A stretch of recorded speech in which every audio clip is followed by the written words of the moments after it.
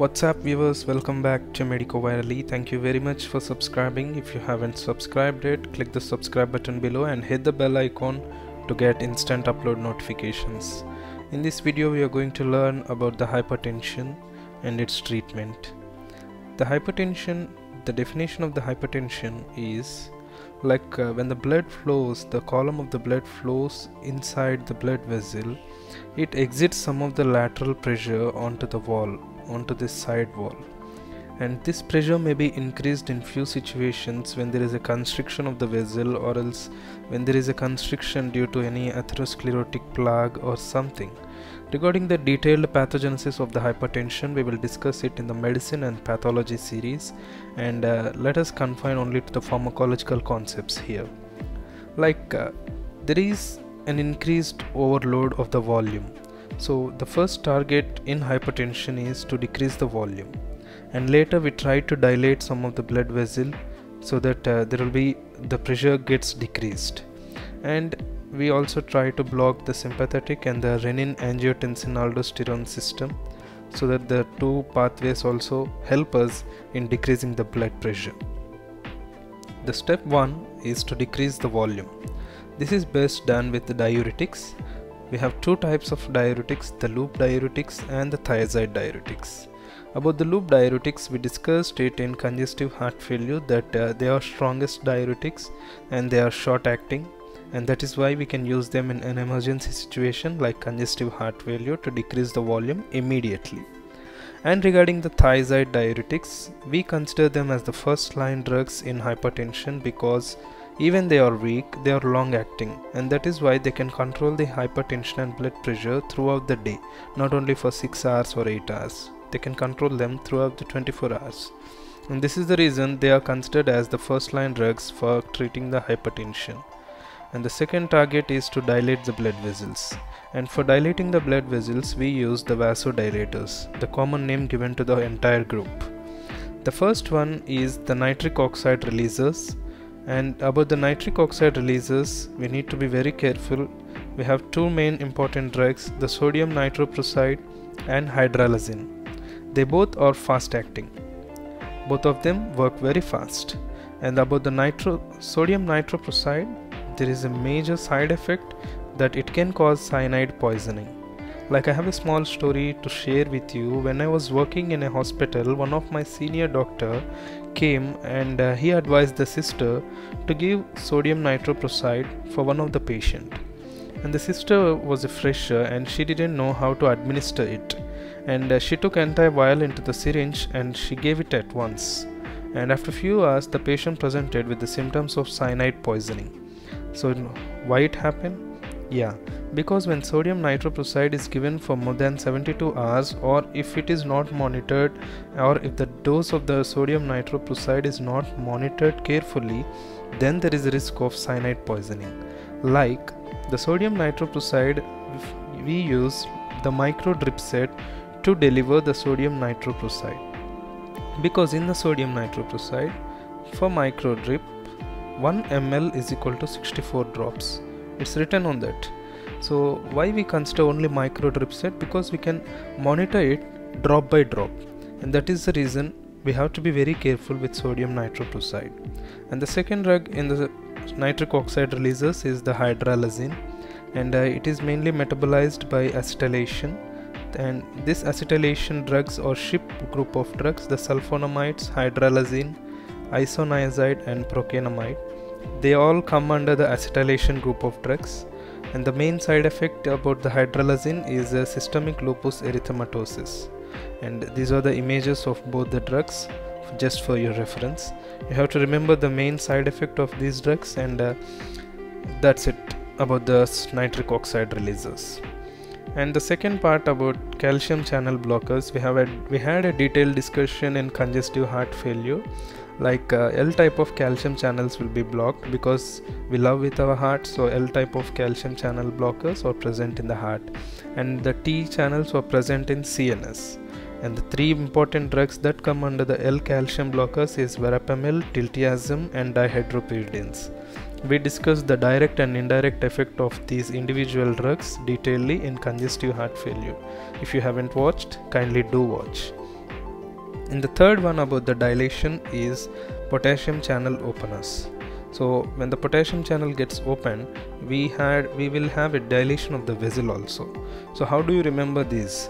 Like when you go to a supermarket, you often find this type of garam masala, the MDH brand.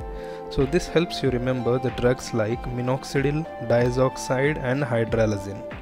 You can also remember it another way, like when you buy this masala and use it in your curries while preparing, and when you eat that curry, your potassium channel gets open and your vessels will be dilated. So this is another way of remembering it, like minoxidil, diazoxide and hydralazine. About the hydralazine we have discussed here, like what are the side effects and how is it metabolized. And regarding the minoxidil and diazoxide, we will have a short discussion. Like about the minoxidil, it is basically an inactive drug. We call it as a prodrug. So how can it convert into an active drug like minoxidil sulfate? By when it undergoes the phase 2 reaction. So when minoxidil undergoes the phase 2 reaction, it forms the active metabolite minoxidil sulfate.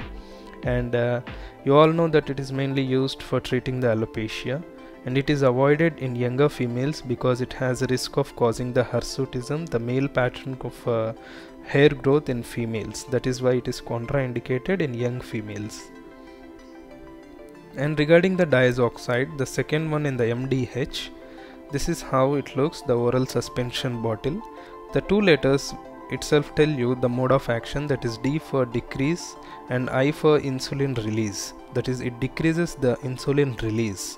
So in conditions like insulinoma, there is a more amount of the insulin present in the body. So to decrease the insulin, we use the diazoxide there. And where is it contraindicated?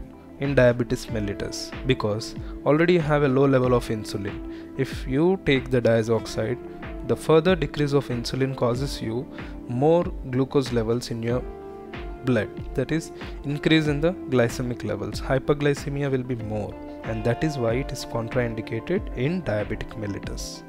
And that was all about the vasodilators. And the third target which we had was to block the sympathetic system blockers. Here we will have a short discussion because about the entire formation of how these catecholamines form, we discuss it in the ANS path. Here the thing you have to remember is the nerves which come from the thoracolumbar pathway, they have a special ganglion here, and there is a presence of NN receptor here, and through this the impulses pass, and at the nerve ending there is a formation of the catecholamines, and after the catecholamines are formed, they go out of the nerve ending and they act on alpha receptors or beta receptors.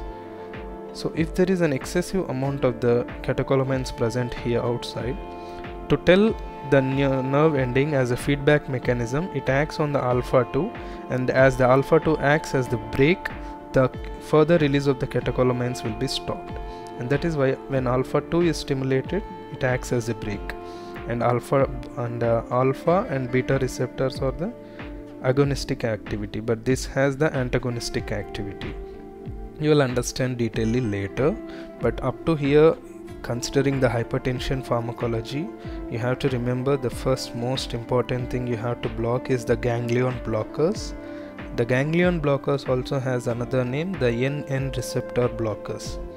Like to remember the name of the drugs, you can think of a story like in your friends, if you have a small gang who likes the meetha, like meeta, the sweet eating people, you might have friends like they like more sweets, and that is how you can remember the gang. You have sweet eating gangs like meetha and the trimethapan and the hexamethonium.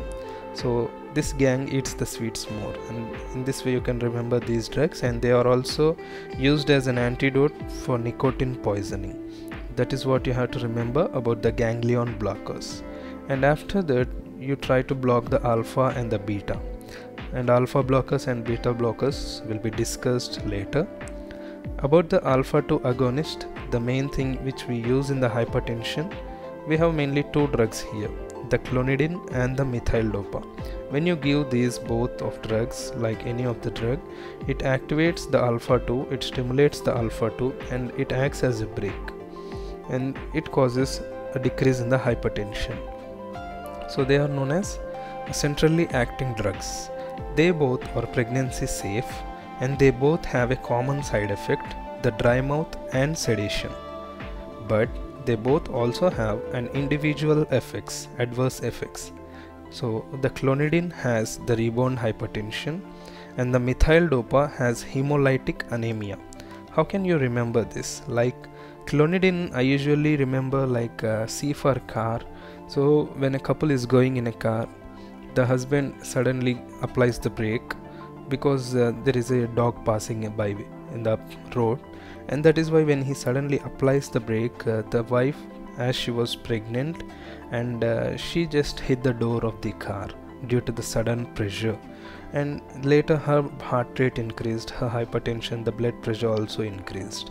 And this is how I remember the clonidine causes rebound hypertension. So there was a bounce onto the door. So that is how I remember. If you like, you can remember that way also. And about the methyl dopa, I just compared the M with a metro train.